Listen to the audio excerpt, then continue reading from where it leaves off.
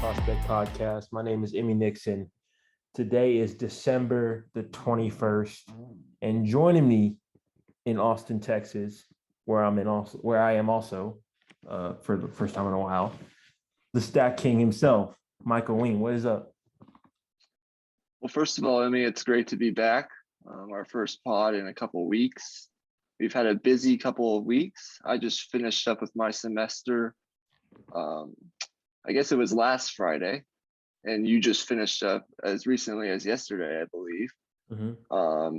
So hopefully everything went well with you. I know everything finished up pretty strong with me. Hopefully everyone out there finished strong, is having a good start to the holiday season. Christmas is on Saturday. Hopefully everyone is staying safe, staying healthy. I thought I'd just start with that because I know this Omicron variant, while it's not maybe as strong or as severe as some of these other variants are, it is the fastest spreading variant in terms of, I guess, the transmission rate or whatever you want to call it. Cases are doubling every 2 days. I encourage you, if you're not already fully vaccinated, do that. If you are fully vaccinated, I encourage you to get a booster shot, but we won't get into all the politics of that yet. Just the main message is stay healthy, stay safe, and enjoy the holiday season with your family, your friends, whoever you spend this time of year with. As far as the podcast goes, we're going to be getting back into it. We're both off for a large amount of time now. It's the playoff push in the NFL. Today's going to be an NFL episode. We're going to talk about some of our takeaways from this past week, and we're going to jump into some of the intricacies with the NFL playoff picture. There's a possibility we'll have an NBA episode coming out later this week, Friday or Saturday, most likely. And then next week, we'll be jumping into more of the college football stuff as the New Year's Six Bowls and the college football playoff all happen next weekend. So there's a lot to get into, but today we'll be solely focused on the NFL. It was a wild week. We had a game on a Thursday. We had, the traditional Sunday games. We had two Monday games, and then 2 games tonight. We're recording on a Tuesday night. So there's a lot to get into. We're just going to share our takeaways, and then we'll get into the playoff picture because that's where most of the focus should be here moving forward, as we only have, 3 weeks left in the regular season. However, only one team, I believe, has clinched a playoff berth at this moment in time, and that's the Green Bay Packers. So we'll start with you, Emmy. Where do you want to start with this as far as takeaways go? I guess, what games did you watch this weekend? And then we can start there and go from there. Well, I watched as many as I could. I didn't get all of the games in my area, so I missed out on watching the Rams-Seahawks game tonight, and I missed out on a couple games in the afternoon window on Sunday, I believe. But I was able to get a good feel of most of the games, and the biggest takeaway for me was that Colts-Patriots game. That was from last Thursday. That feels like a long time ago now. Wait, no, not Thursday. That was Saturday, wasn't it? Yeah, Saturday. Yeah. Okay. So that was Saturday. Excuse me. Yeah, that game was eye-opening to me because it just showed how dominant that Colts offensive line is. Carson Wentz didn't play that great of a game. He didn't play a good game in most people's standards, but they were still able to run the football with Jonathan Taylor, and that just shows how even with Bill Belichick, the mastermind that he is, and the way that he's able to take away your first option offensively, they were still able to impose their will, even with that, on arguably the best defense in the league. So really just a statement win for the Colts. And moving forward, I think they're in a really good spot because they're playing as good as any team in the league. And, you could say that about a lot of teams in the NFL right now. That's what makes it fun. But, I mean, if you look at just how good Jonathan Taylor is playing, I mean, you can make an argument that he's the MVP right now. And then the defense, so underrated. I coming into the year, I didn't think their defense would be this good. This defense is elite at this point in time. So, yeah, they're peaking at the right time, and it's good to see. I guess that leads me perfectly into my first takeaway, an overarching takeaway. And there are arguments, right, for other teams. But as of right now, I believe that the most and we can get more into this discussion when we talk about the wild card or the playoff picture here in a little bit. But I truly believe, as of right now, as it stands here on Tuesday night, December 21st, whatever it is, that the Indianapolis Colts in the AFC and the San Francisco 49ers in the NFC, as it stands right now, as the playoff picture sits right now, are the two most dangerous wildcard teams in their respective conferences. But since you talked about the Colts, we'll talk about the Colts first, and then we can have a discussion about the 49ers later. Look, at this time of year, when the weather gets bad, when it's windy, when it's cold outside, when it's snowing, when it's raining, whatever it is, whatever the conditions are, whatever the situation is internally with the team, COVID issues the past couple of weeks have really ramped it up. Injuries are, of course, a problem at this time of year. It's a war of attrition. The teams that have an identity are typically the teams that are the best, I guess, set up for success in the playoffs. And that's what the Indianapolis Colts have. They have an identity, and it hasn't changed ever since the start of the season, even when they were struggling and they started 0-3, I believe it was, or something along those lines. You mentioned it, Jonathan Taylor, he's unbelievable. I mean, he's got to be in discussion for MVP. I don't know if you can give it to a running back, Aaron Rodgers and Tom Brady and some of these other quarterbacks. It's a quarterback-driven award. Quarterbacks are having great seasons around the league, but this guy has put his team on his back, and this is really the Colts team that I thought it was going to be when we were doing our NFL preview. Right. Carson Wentz, just don't be a hindrance to this team. He really hasn't been. Only 11 turnovers, 24 touchdowns. Run the football, good offensive line. They have decent weapons. They're not great, but good enough. And then have that defense play solid. I think they're doing that. Jonathan Taylor's got to be considered for MVP. In his career, they're 11-0. They've never lost when he goes for over 100 yards rushing.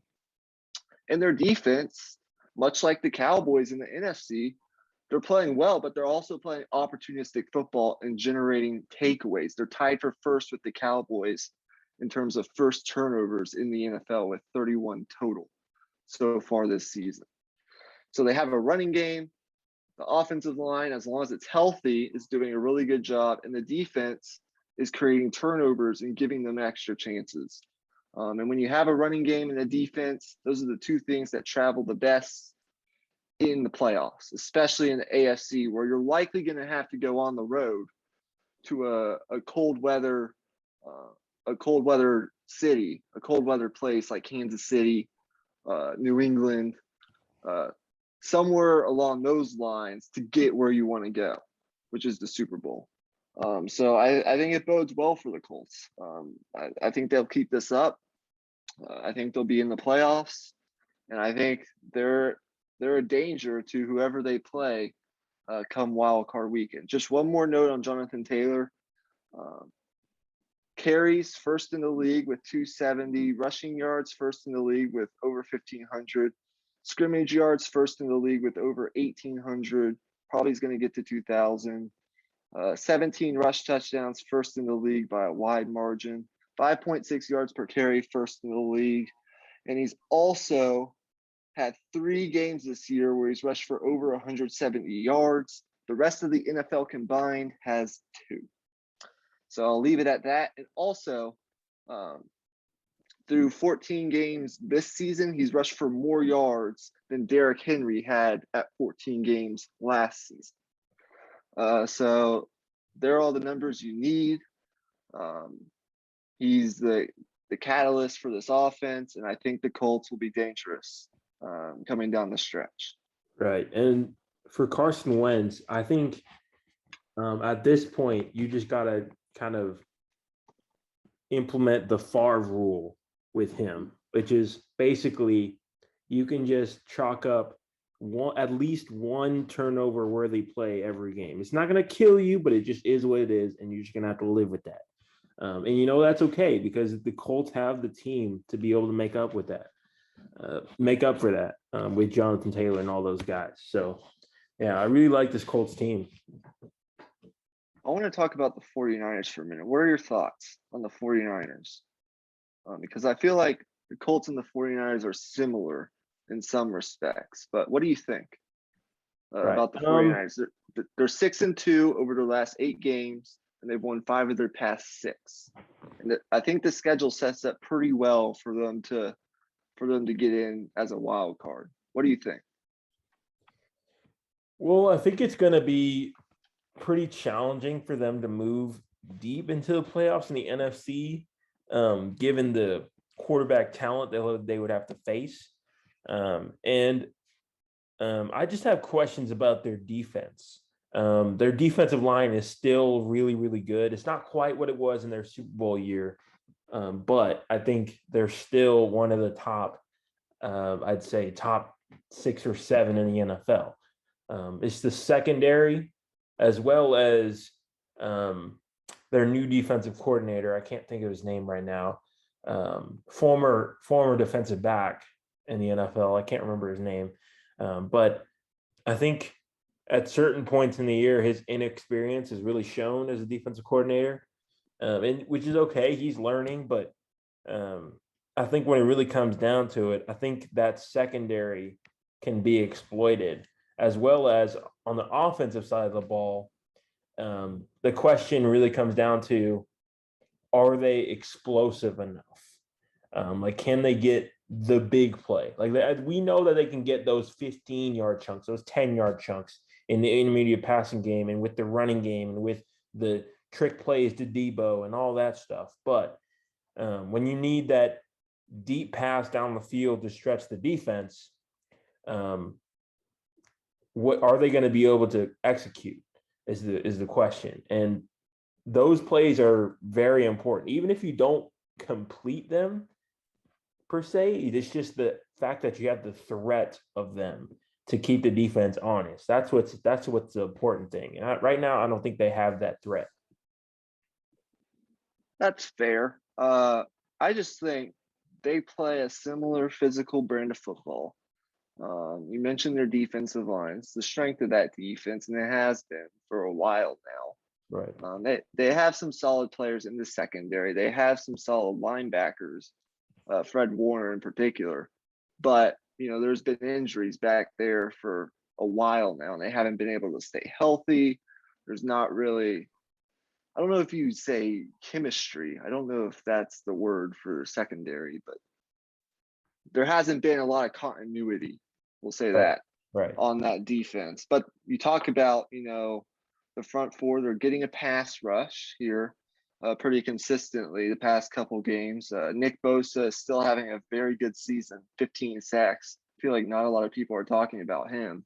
Right. But he's still a very good player.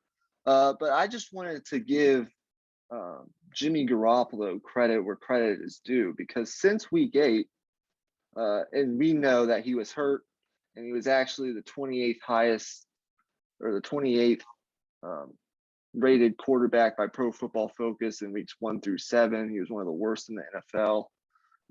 But since week 8, he's actually the highest rated quarterback by Pro Football Focus, 86.5 in the entire league. And you say, okay, well, what does that really mean? I don't really, believe in Pro Football Focus or whatever. You say whatever you want.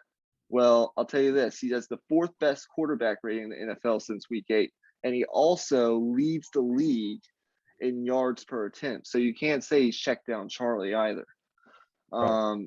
I really like I think he's playing well. I think he actually plays, we'll see when it comes playoff time. But I think he plays actually better in crisis, or at least he has the past couple of weeks, than he does early on in the game. That Bengals game where he led those drives, that was really impressive. I think they can run the ball. The running back corps has been banged up all season long, but their entire team has, and they've seemed to overcome that.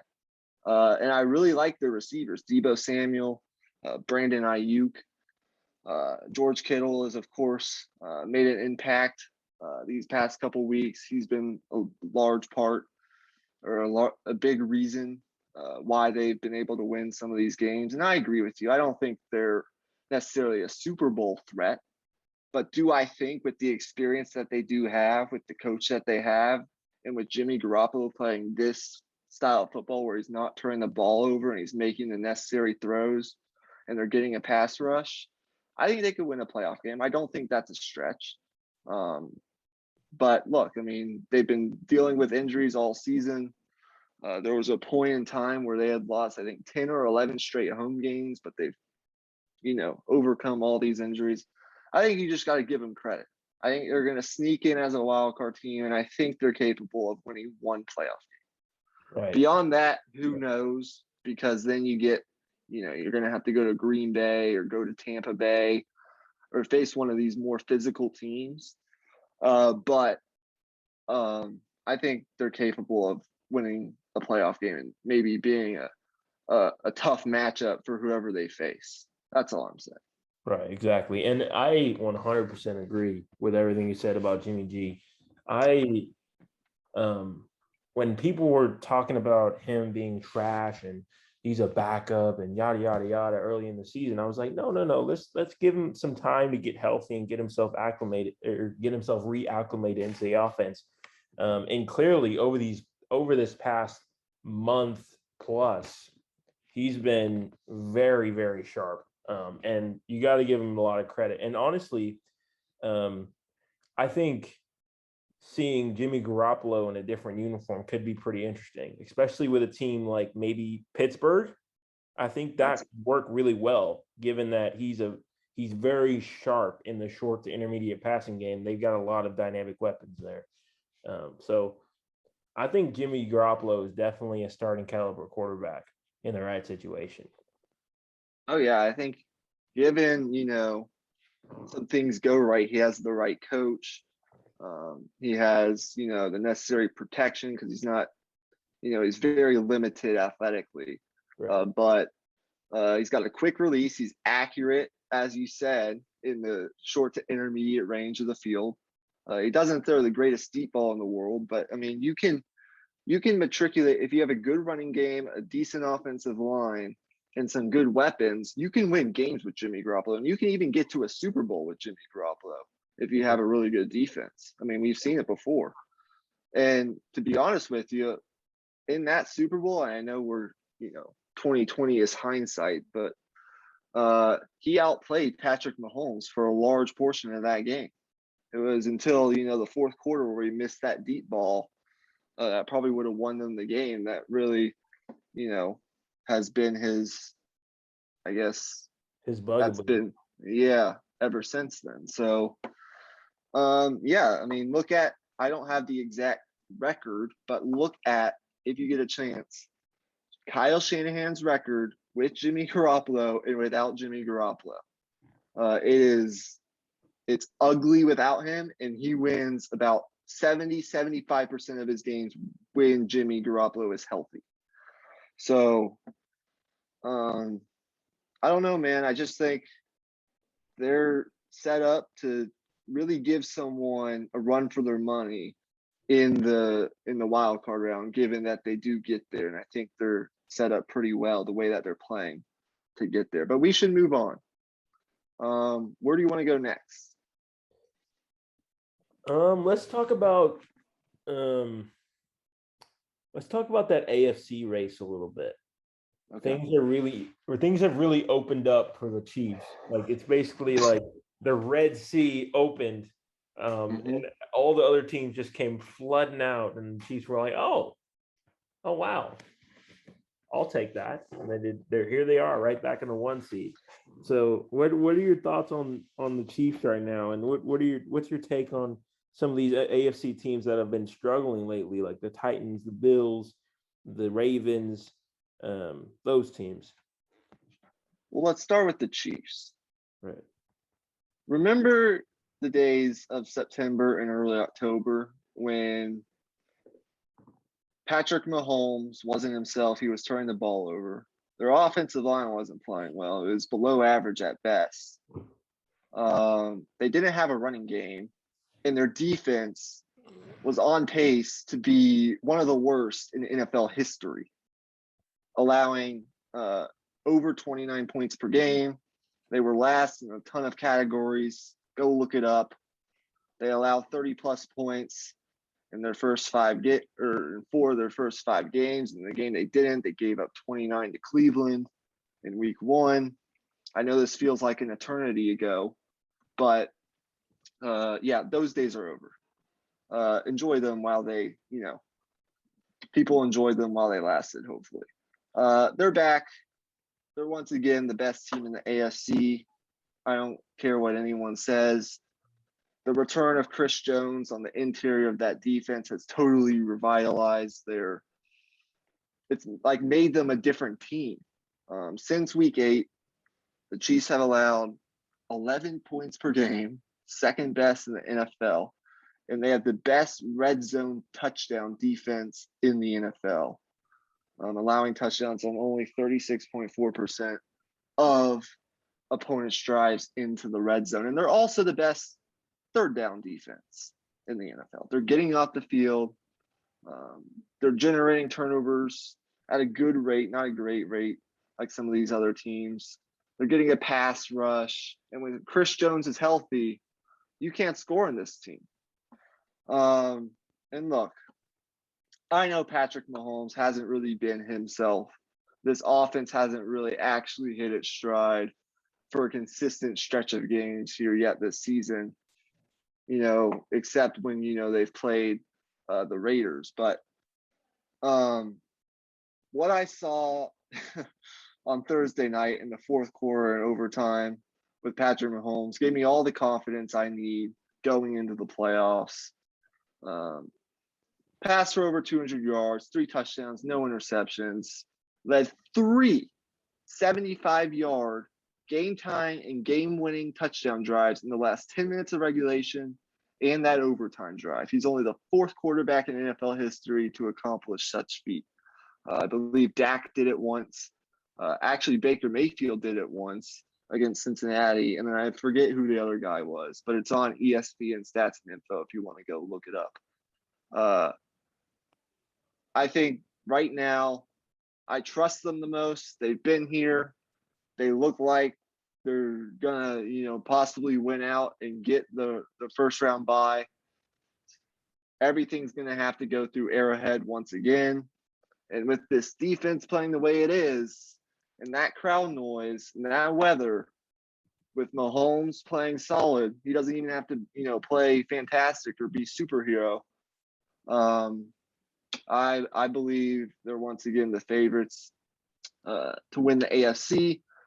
Now, the more interesting conversation, I think, is who's the biggest threat to the Chiefs in terms of matchup, because you look at it beyond, Kansas City, New England. I still believe in New England. Defense and running game, as I said earlier, travels in the playoffs. They have both those things. They just had a stinker on Saturday against Indianapolis. And they're going to get to host the playoff game most likely, I believe. But this game coming up this week against Buffalo is absolutely humongous. But we'll talk about that at a different time. I still think probably New England, and then a couple of those teams in the wild card, the Chargers. Yeah, I think could be dangerous. Their defense has started to play better. And then, as I said, the Colts, I think, could be sort of a pain for some of these teams because they're physical. They can run the ball. In terms of some of the struggling teams, I know this is a mouthful and a lot to address in one question, but I think it seems to me whoever wins the AFC North, I'm not really sure if either of these teams is going to win a playoff game. It seems to me they could lose in the first round, or one of these teams could end up, making a run somehow. But every team in the AFC North, it seems to me, has a big flaw, something that's really going to hold them back come playoff time. In terms of Baltimore, I mean, say what you want. I mean, they're 2-point conversions away from possibly being the 1 seed in the AFC. So, I mean, I guess it's not that bleak. I mean, they were missing Lamar Jackson for last week's game against the Packers and still almost won the game. But their secondary isn't good. They don't have depth, and I just don't really believe in what they're doing right now. The Steelers, their offense is unwatchable. The Browns, it doesn't look like they're going to be consistent enough or healthy enough to even get into the playoffs with their remaining schedule. They got to go to Lambeau on Saturday on a short week, and then they got to go to Pittsburgh and what's going to be Big Ben's last home game at Heinz Field. Good luck winning that game. And then I think they finish up with either Cincinnati or Baltimore. I think it's Cincinnati. So that's not necessarily a tough, easy schedule for the Browns. I don't think they're going to make it. And then Cincinnati, I think they're the most well-rounded team in the division as of right now, and the most healthy team. And I think they'll end up winning the division. Big matchup with Baltimore this upcoming week, but I just have to see it to believe it, man. First time head coach in the playoffs, first time quarterback in the playoffs. I just don't know. And yeah, if they win the division, they'll end up, hosting a playoff game, and that could be beneficial. But I think the AFC North, I think all the teams are pretty average to slightly above average. I don't think any of those teams are really threats to go win the Super Bowl at this particular moment in time. For me, I think it would be Kansas City, New England, and then I would have Indianapolis, the Chargers, and I don't think you can count the Bills out just yet. Those would be my top 5 teams in some order in the AFC as of right now. Yeah, and I think the Chargers conversation is an interesting one in terms of threats to the Chiefs, because I think they do match up really well with the Chiefs. It's just going to have to be a what's the phrase? Any given Sunday type of day. That's what it would have to be. Because I mean, I think Justin Herbert and that offense, they definitely have the firepower to go toe to toe. It's just whether or not they shoot themselves in the foot like they did in that game on I don't even know when that game was. That feels like so long ago. But anyways, yeah, and I think it's interesting that some of these teams that we would consider big threats to the Chiefs are sitting here in the wild card, because, with the Colts, if they had just won one of those games against the Titans, we're talking about an entirely different situation, because they're red hot right now, and the Titans are moving the other direction. So if you switch those two teams out, then I think that's a more accurate depiction of like where these teams are actually at. But since it is where it is, it makes it a lot more complicated, in my opinion. Right. So we're going to do a whole nother segment on the actual playoff picture right now. We'll get into a little of that later, but let's talk about the NFC a little bit. But actually, before I do that, what are your thoughts on that? Do you agree with what I said on the AFC North, or do you have a different view on one of these teams in terms of being a threat to go make a run in the playoffs? Well, it's interesting because, the Bengals have shown signs of getting to another level with how the defense plays at different moments, but they're just too inconsistent. Right. I like what they have in terms of a pass rush. They have really solid linebacker core. It's just sometimes that secondary has lapses of just these really weird blown coverages, and it's hard to put faith in that type of play in the playoffs because every play matters. If you give up an 80-yard touchdown, that can swing an entire game in a type of playoff situation, or even just situational football. You look at the 49ers game, they had 2 muff punts. Like that's inexcusable. For a playoff caliber team, you can't make that kind of mistake ever. Right. So just little things like that, it's just hard for me to put any type of faith in them. But I do really like Joe Burrow. It's just tough. Absolutely. And then Right. the Ravens, every time they seem to find a rhythm, they just get another piece of the puzzle out with injury. It feels like. Right.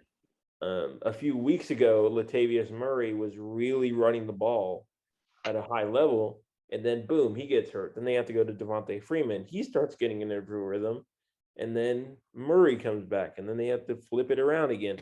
And it's just a really weird dynamic that they're going into right now because they're past the point where they're using their depth. They're going into the depth past the depth. They're going into the guys off the street depth. Like this is really not good right now for the Ravens. And the fact that they are where they are right now is just a testament to just how good that organization is. Just the structure that Harbaugh has built and the culture that Harbaugh has built. I think that's just a key example for why culture matters in the NFL. And then, of course, the Steelers. Man, yeah, the Steelers, I'd say, are, they are weird because they have the highest floor, I think, because of how solid their defense is.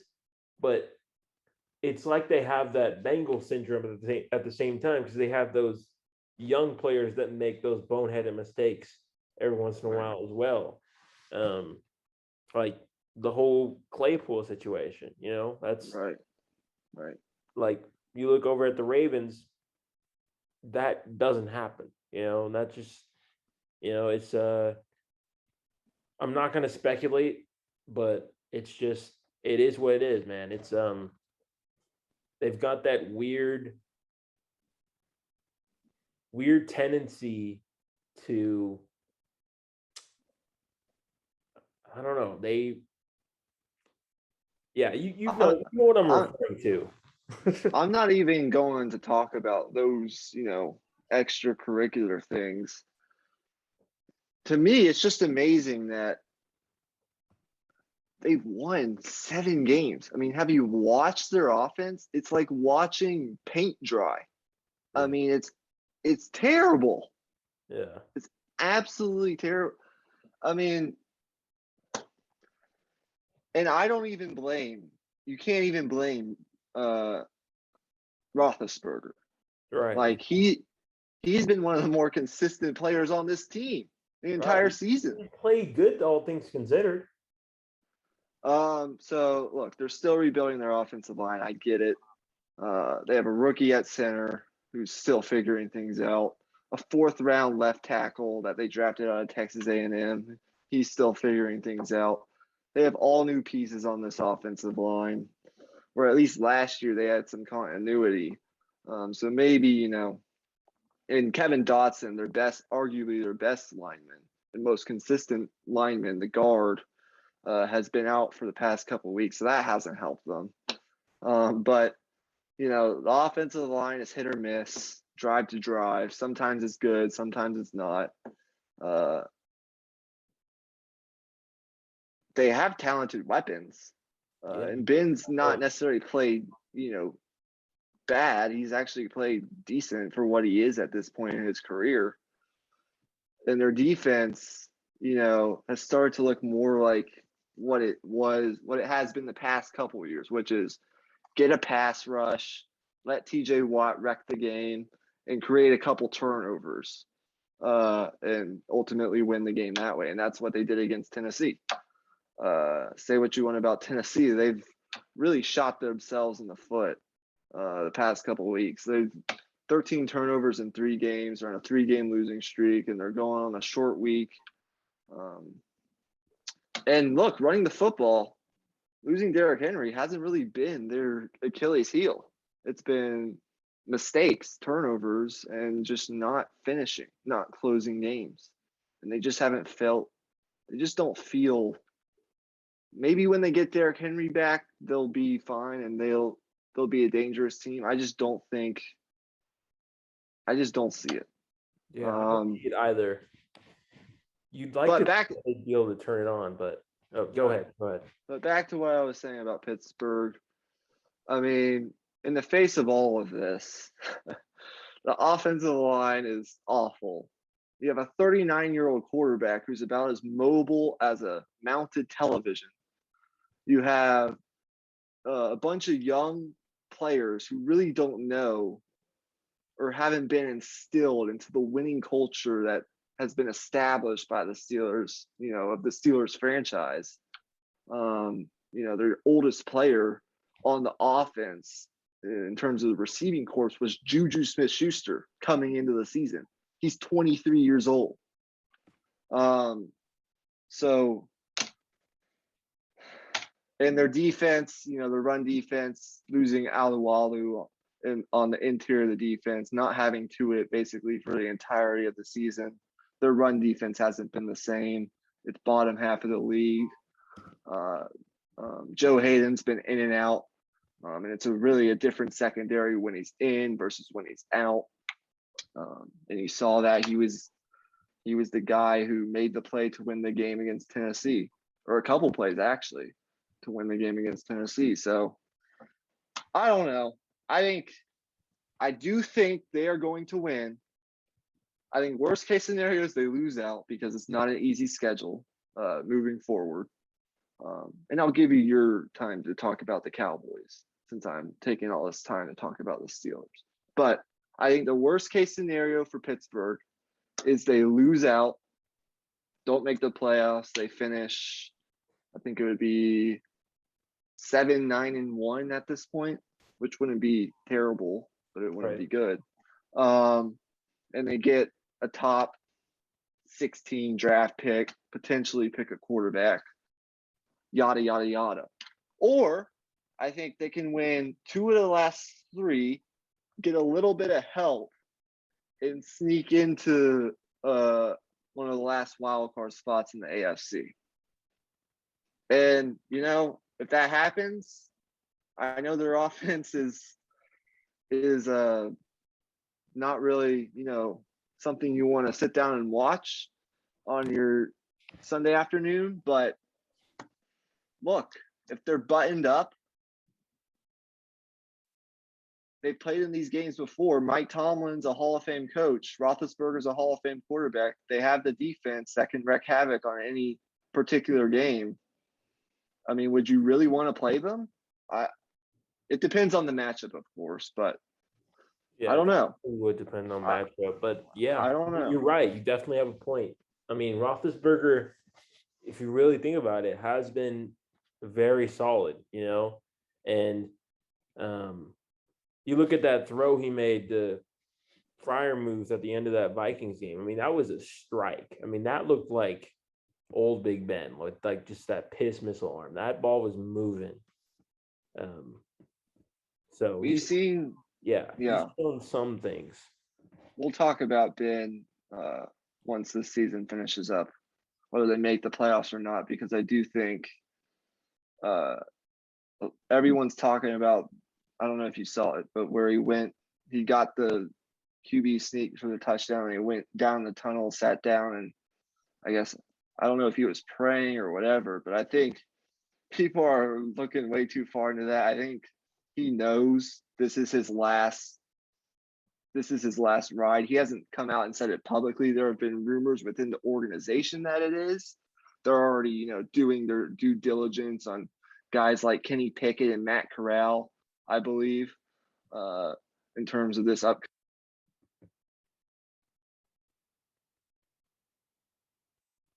Between the lines too much. I think he knows this is his last. Just, I don't know, reminiscing in the moment. But we'll talk about that more later. Let's shift our focus to the NFC. So I'll give you the floor to give some of your thoughts on the NFC, and then I'll chime in, and then we'll move on to the playoff picture. Well, right now I'm pretty happy. I'm not gonna lie. I mean, I look at my Cowboys right now. I mean, we're sitting in 2 seed. I mean, you couldn't ask for a better scenario if you're the Cowboys right now, because obviously you don't get the head-to-head matchup against the Packers. You don't get to play them, but being in the 2 seed, if we can just hang on to that spot, I think that would be really big for us.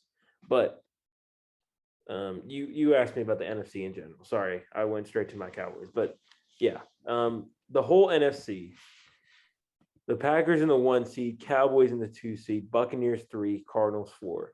To be honest, I think there's a very real scenario where the Cardinals aren't in that 4 spot by the end of this. I think the Rams might end up winning that division with the way the Cardinals are playing right now. And that's not, I mean, I still think the Cardinals are a good team. They're a really good team.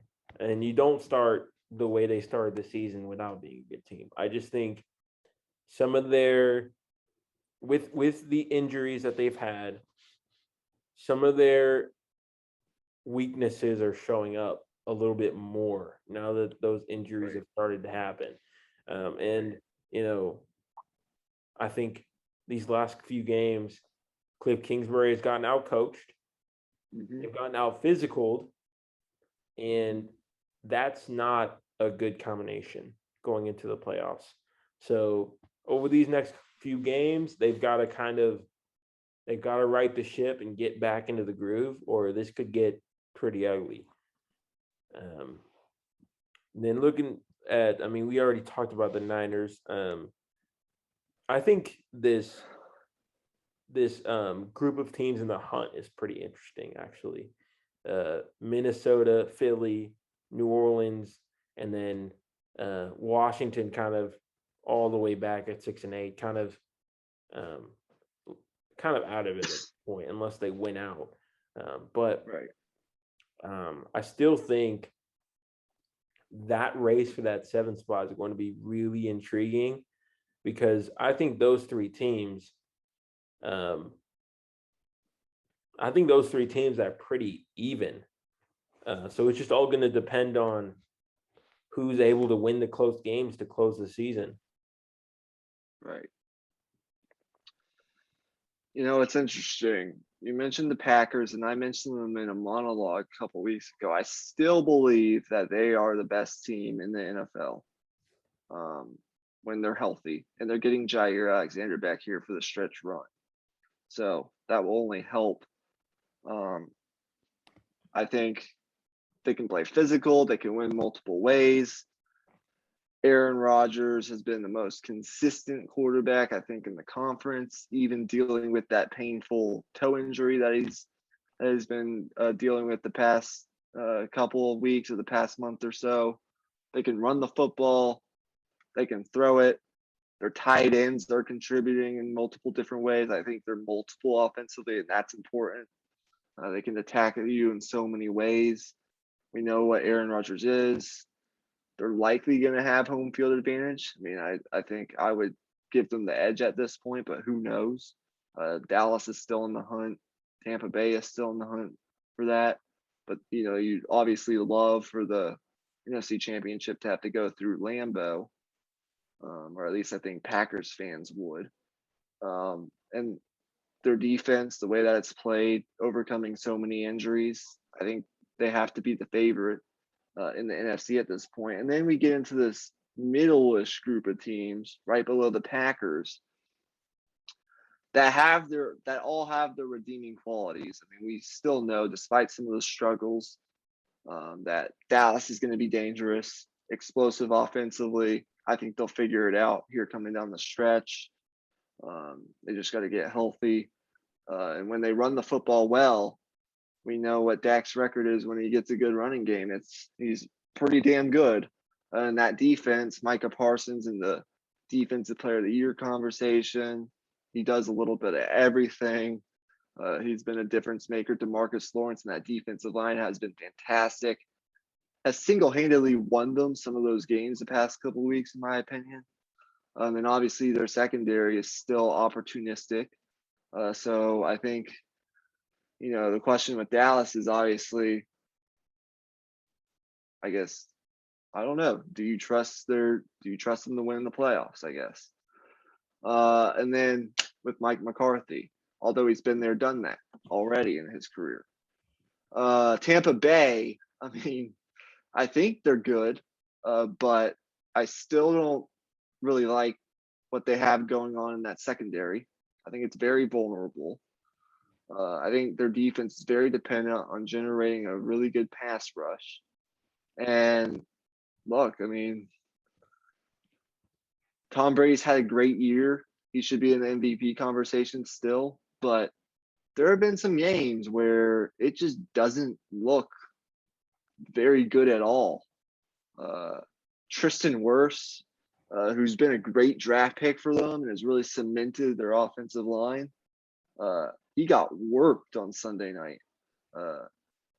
Cam Jordan really, in that defensive front of the Saints really exposed him. So I don't know. They're dealing with a lot of injuries right now on that side of the ball. They just brought in Le'Veon Bell, who's been practicing boxing the past couple weeks ever since he's been cut for the Ravens. They're bringing back Antonio Brown after the suspension.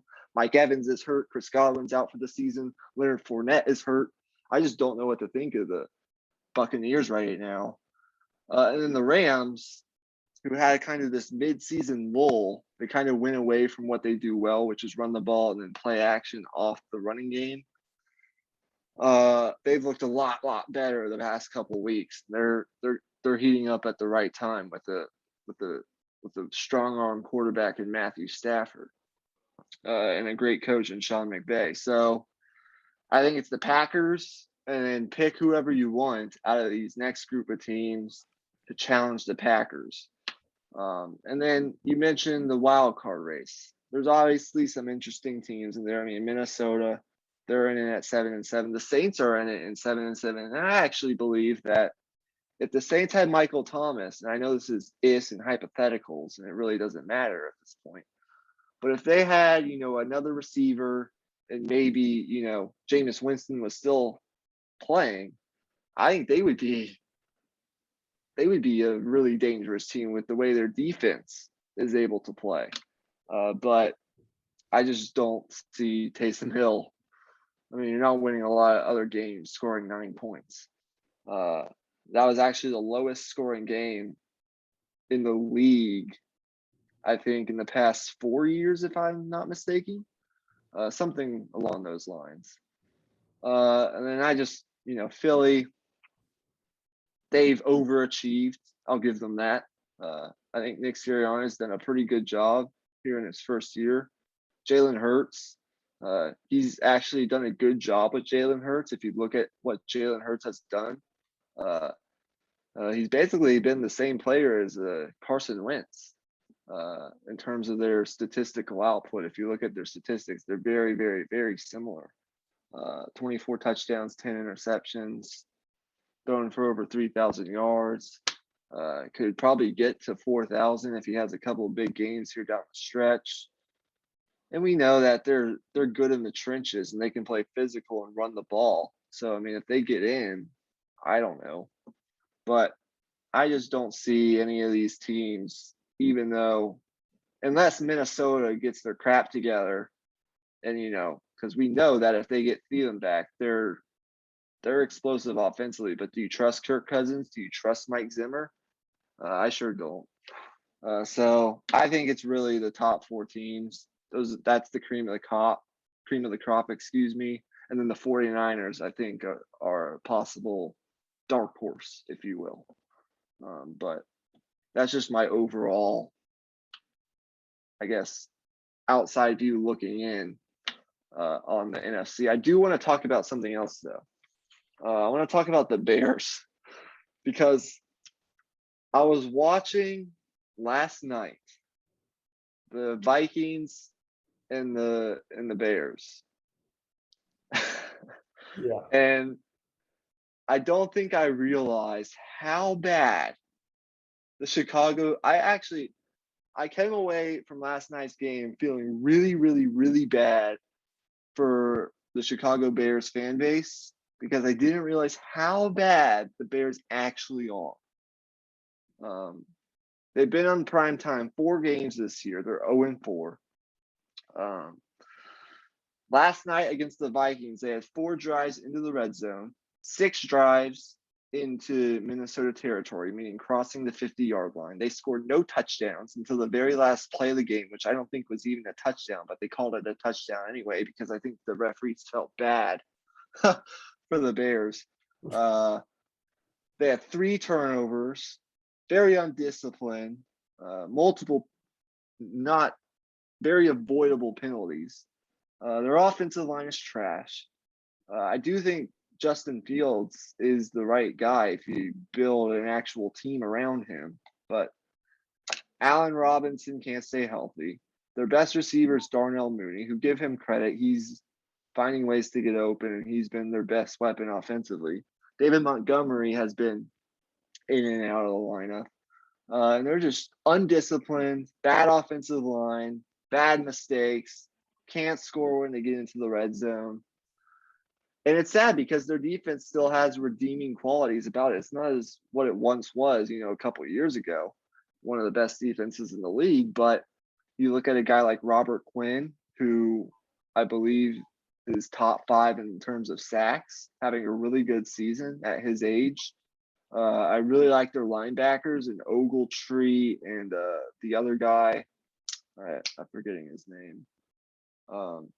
And then, that younger guy in the secondary last night played a pretty good game. But I just think, I don't know if they've told them internally or what, but I think I would have already moved on from Matt Nagy and especially Ryan Pace because they just need to change. They need a shakeup. They need a shakeup bad. The fact that they haven't addressed this offensive line is pretty dumbfounding to me. And look, I always say, when you're a head coach, whether you're defensive head coach like Belichick, like Tomlin, like Pete Carroll, Brian Flores, or you're an offensive head coach like Andy Reid, Matt Nagy, Sean McVay, the side of the ball that you specialize in cannot be the Achilles heel of your team. And that's what it is in Chicago. Matt Nagy, you're an offensive guy. You're supposed to be this brilliant play caller, but your offense stinks. You're scoring less points per game than the 1937 Bears. And in that time, I don't think they knew how to throw the football. So I don't know what to say. The last thing I'll say is, in the NFC North since 2010, 10 seasons since then, the Packers, of course, own it, right? They're by far and away the best record. Then you have the Vikings that's slightly above 500, 94 and 93. And then you have the Bears at 88 and 101. And the Lions at 78 and 109. And make fun of the Lions all you want, but if you're a Bears fan, that basically says, you do the math, that you're worth one more win per season the past decade than possibly the most incompetent franchise in the entire NFL, the Detroit Lions. So, and over the past 10 years, to add salt to the wound, The Bears have had the same amount of winning seasons as the Detroit Lions. That's 4. So everyone hated Mitch Trubisky, but he took you to the playoffs twice. I mean, what are you going to say? Yeah, exactly. And I'm glad you brought this up because it was, I don't think I've ever seen anything like that in professional football. Like it felt like a high school game offensively. Like they were moving the ball up and down the field, and then they get in the red zone, and they'd just be like negative play on first down, penalty, fumble. Like it was just, it was like it was scripted. It was just unbelievable. And what's funny about it is at the end of the game when they started throwing the ball down the field with Justin Fields running that play action game, Justin Fields was dropping dimes. Right. And that's when they had that touchdown drive. Right. I mean, clearly, I'll say this. I think clearly this Matt Nagy offense just doesn't fit what Justin Fields does. And it says a lot about Matt Nagy as a coach, the fact that he hasn't adjusted at all. Right. I mean, like you're seriously not going to run any play action for Justin Fields? Is that really your plan? I mean, this is a big play quarterback. He's a guy who loves to throw the ball down the field. He was his one of his best strengths at Ohio State was the deep ball. And right.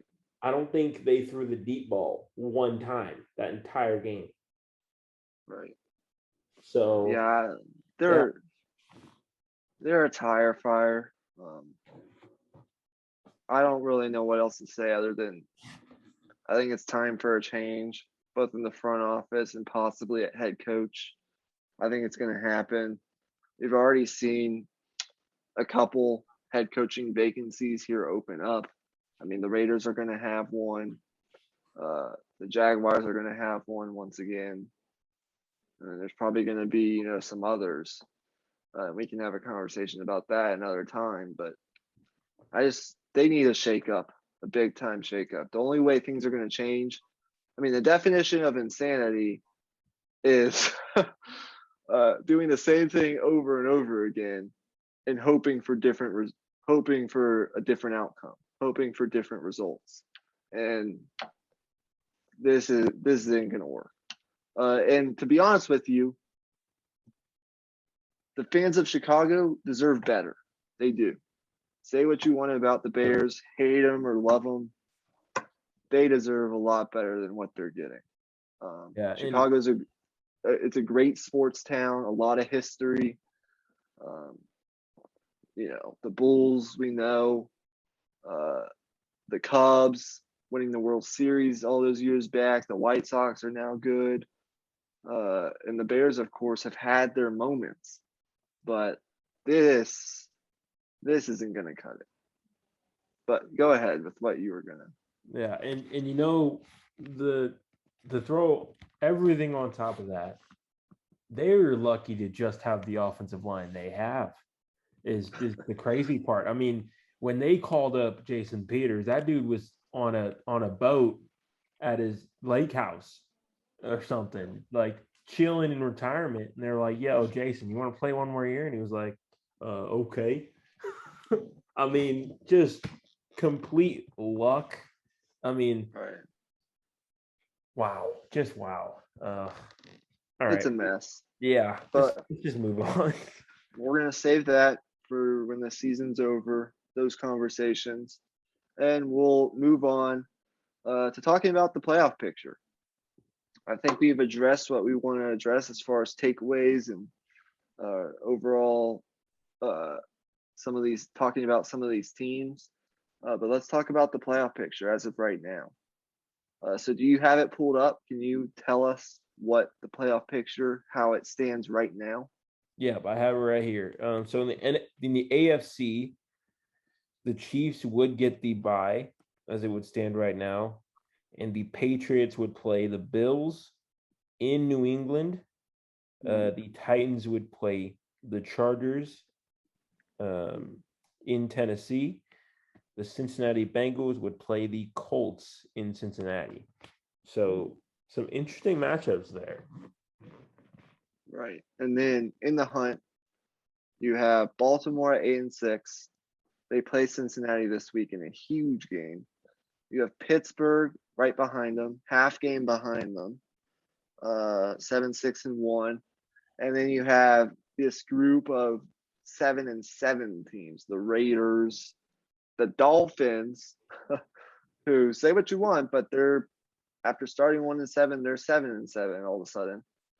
And then the Browns and the Broncos are also both 7-7. But as I said, but the Browns, injuries, it just doesn't look like it's all going to come together for them this year. And then the Broncos, Teddy Bridgewater's now hurt, and when Drew Lock came into the game, I watched the drives that he played, and I was baffled by how bad he was. But say no less. And then you have obviously the Texans, Jets, and Jaguars, who are all eliminated at this point. But yeah, you mentioned it. Interesting matchups in this wild card weekend, if you will. The Patriots hosting the Bills, which is, I believe, the exact matchup that happens this coming weekend. So a rematch of the 2 weeks ago on Monday Night Football, where the Patriots won that game, only throwing the football 3 times in that monsoon or whatever it was. And then you look at some of these other matchups. I mean, that Patriots-Bills game to me is sort of a coin flip. The thing with the Bills is they're supposed to be like, you would think they would build their team to be like cold weather, like a cold weather team. But it seems to me they've built their team the complete opposite, because they have no running game unless it's Josh Allen. And it seems to me they're built to beat you over the top with explosive plays, explosive passing plays. And you're not going to be able to do that against a lot of these defenses in the AFC, especially in the weather conditions that some of these stadiums and some of these cities are going to present come playoff time. So I know they can generate a pass rush. I know their defense is improved. I know Josh Allen is still a really good quarterback. But it seems to me they're just built. They're not built necessarily how you think they would be for a team that plays in the weather that they have to play in. It seems kind of counterintuitive to me. While the Colts are built like I think the Bills should be built, with a more, dynamic, better quarterback with the running game and the defense, which the Bills do have. But the Bills, until they get some semblance of a running game, aside from Josh Allen, I just don't think they're going to be balanced enough to make a run in the playoffs unless Josh Allen is just absolutely superhuman. So I think I would favor Belichick and the Patriots in that matchup if it is in fact in Foxborough, given that they do have the running game and they do have, I still believe, the better defense and the better coach. And then the other 2 matchups, I'll give my quick take on them. Titans and Bengals, that's a really interesting one. Or no, it's Titans and Chargers. My bad. Right. Right now, I'd favor the Chargers. I think they're playing better. Titans are mistake prone. Chargers have the better quarterback. I think they have the better weapons. Titans are real banged up offensively. Until I see Derrick Henry come back and be the same player that he was before injury, I cannot say that the Titans at this time are a better team than the Chargers. I think the Chargers would win that matchup if it were played right now, today. And then Bengals and Colts, like I said, I have to see it for the Bengals. I'd favor the Colts in that matchup. But, if the Bengals can run the football like they have in some of these games and they can dominate up front, that game would be decided in the trenches. And they can play a consistent brand of defense, then who knows? That could be interesting. But I think I would favor the road team in 2 of those 3 2 of those 3 matchups. What do you think? Yeah, I agree with you. It does seem a little bit, I don't know. I wouldn't say obvious, but I think the cream of the crop has really started to show itself in the AFC. As much as we've talked about how a lot of the, as much as we've talked about how there's not like a amazing team in the AFC, I think the best teams have really shown themselves over these past few weeks. And I think in those matchups, they're really one-sided in a lot of cases, especially in that Chargers-Titans matchup. I think the Chargers match up really well. I think if Derrick Henry is back and healthy, then, well, it's game on then, because the Chargers, we've seen them struggle against the run, but I have to give them the edge as of right now with how Justin Herbert is playing. And yeah, I don't see there being a huge upset. I think maybe you could I'd give the Bengals a shot if Joe Burrow plays lights out. But I still do think Frank Reich is the better coach, and the Colts have the more well-rounded team. So it would really have to come down to, does Carson Wentz make the big boneheaded play in the wrong moment? Because that's to me is what it might come down to in that type of game. Yeah, and I guess we might get a preview of this wild card matchup between the Patriots and the Bills. But obviously this is fluid, and it could change. Who knows? We could see the Ravens or the Steelers or one of these other teams in there. As crazy as the AFC has been, it wouldn't surprise me. Right. But as I said earlier, I believe it's the Chiefs, threats to the Chiefs, the Patriots, the Colts, the Chargers, and then maybe the Bills. I'm not counting the Bills out yet.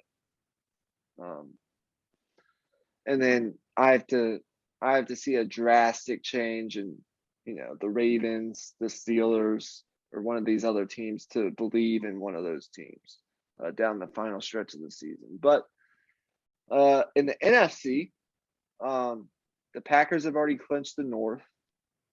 They're right now the 1 seed. You mentioned your Cowboys at 10-4, the 2 seed. I believe they can clinch the NFC East with a win this upcoming week, if I'm not mistaken. The Buccaneers, 10-4, the 3 seed. The Cardinals, 10-4, the 4 seed. That's an interesting conversation to have. The Rams, 10-4, the 5 seed. The 49ers, who we've already discussed, the 6 seed. And then as of right now, it would be the Vikings, 7-7. In that last spot. And then in the hunt, Philadelphia, New Orleans are both 7-7.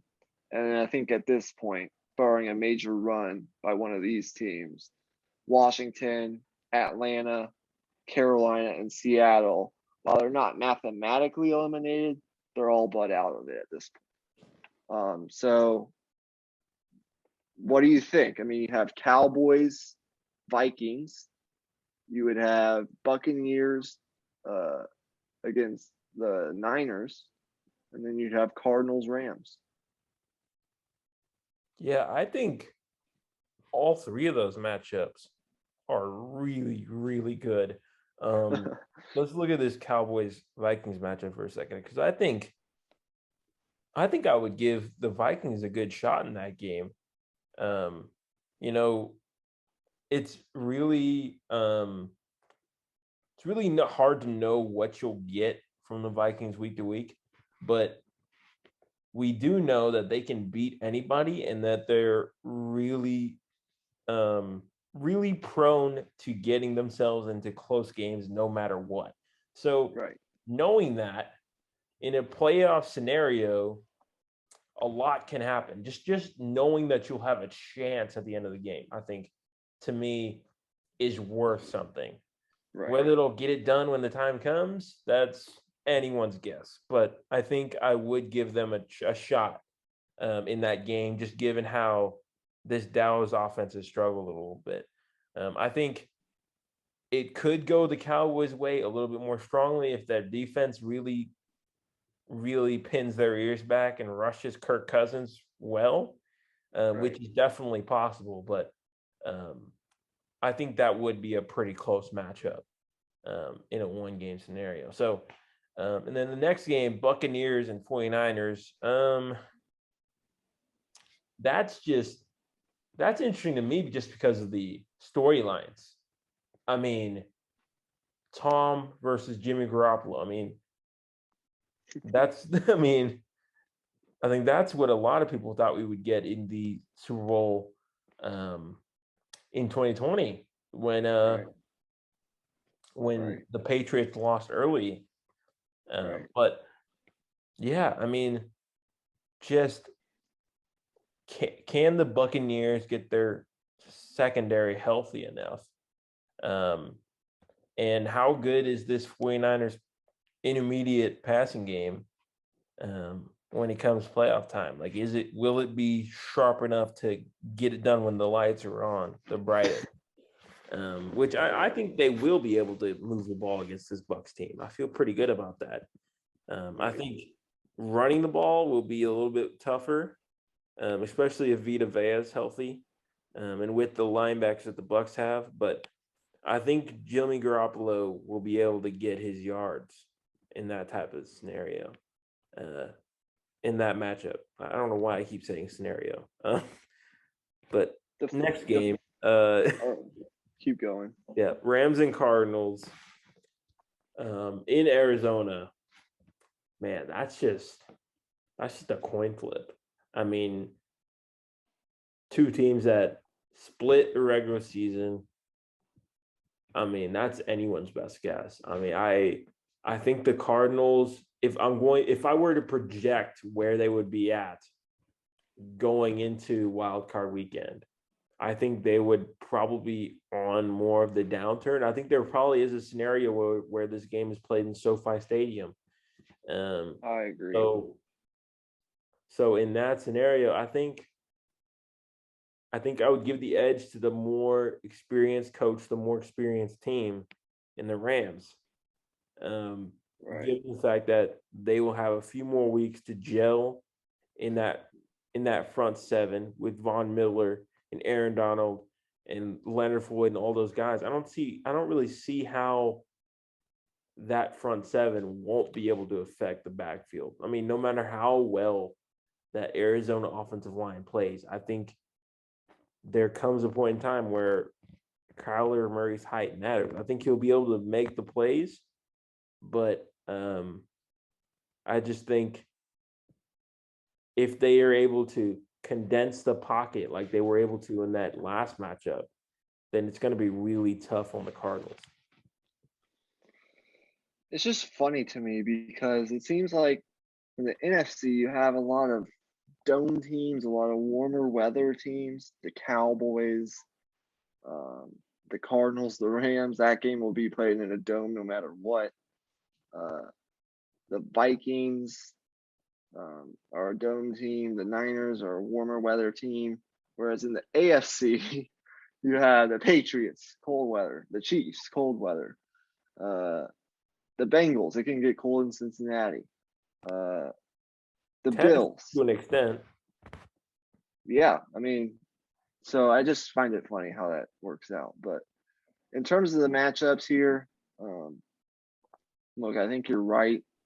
The Vikings, given that they've actually been in the playoffs before, given that they would have Adam Thielen and their entire offensive weapon arsenal at their disposal,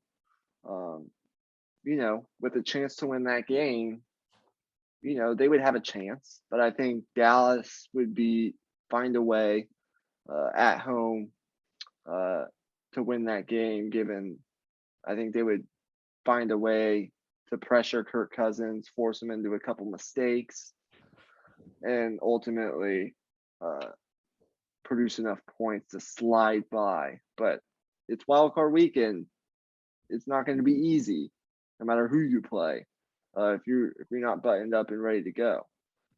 So I would favor the Cowboys, but the thing with the Vikings is their offense, when it gets going, it can be a headache for defensive coordinators.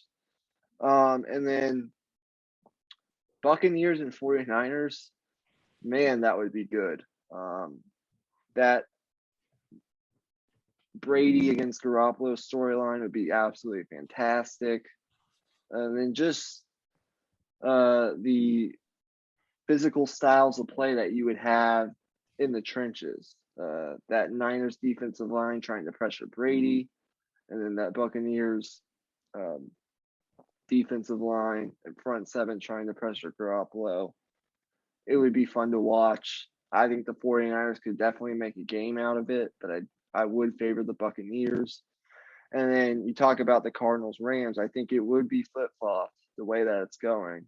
I think it would be in SoFi Stadium. And if you look at the Rams, once they get to the playoffs, and they seem to be heating up here, they're going to be looking to not only play that game at SoFi Stadium, but they're going to be looking to get back there come February 8th or whatever it is, because the Super Bowl is at SoFi Stadium, and they want to be where the Buccaneers were this past February, playing the Super Bowl in their own stadium.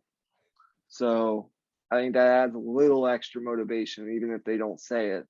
And I think they're the better coached, more talented football team.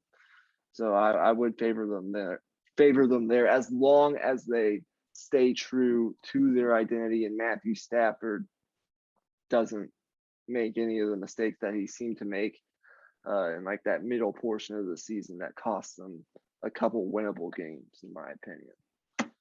But yeah, it's interesting. A lot of this is fluid. Obviously, I mentioned it earlier, the Saints. I still believe the way Jameis Winston was playing when he was healthy, if they had him, they would be a threat. I truly believe that. And then the Eagles, as I said, I gave them their flowers earlier. I didn't think they were going to win 5 games. They've won 7 games. They could win another 1 or 2. Who knows? They could finish with 8 or 9 wins. I never thought that was a possibility. So give them credit where credit is due. Washington, obviously, after making the playoffs last year, has fallen off a little bit, but they've had to deal with so much. They might win another game or 2 down the stretch, but I think they're ultimately going to miss out on the playoff party. And then it's kind of a mess in Carolina right now. I think they're having similar issues to Chicago in terms of like the quarterback situation, the offensive line play. Questions are starting to arise in Carolina after that hot start. The Falcons are the Falcons. The Giants suck. The Bears suck, and the Lions. Give them credit. They've won a couple games. They really deserve it. I think Dan Campbell's actually done a pretty good job for what it's been in his first season as head coach. But they're still in a tough spot. And don't call me a Lions hater. I've been betting on the Lions all season. Right, exactly. So you've hit most of them. So yeah, I mean it's gonna be a fun next 3 weeks, and then once we get to Wild Card Weekend, that's obviously one of my favorite podcasts every year. Previewing Wild Card Weekend, I think it's one of my favorite episodes that we do every year. I agree. So, and then obviously we'll go round by round after that. But that was just kind of our overview. Before we sign off, I do want to give our viewers a little sneak peek into what's coming in Week 16. So let me pull up the schedule, and we can look at some of these marquee games that are coming up this next week. So Thursday we get 49ers Titans. That'll be an interesting game. Then we have 2 games on Christmas. Merry Christmas if you love football.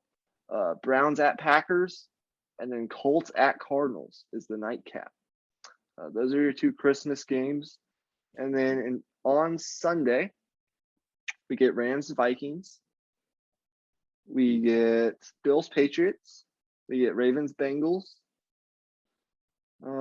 Any other interesting ones here? Steelers Chiefs, Washington and Dallas.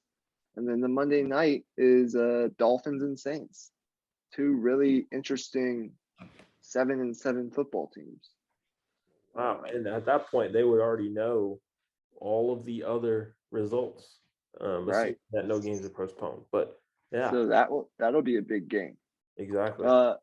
And before we sign off, maybe I'll see if I can find the NFL Week 16 scenarios for teams that can clinch in Week 16. Yeah, I believe the Cowboys can clinch with a win or a Eagles loss. Let's see here.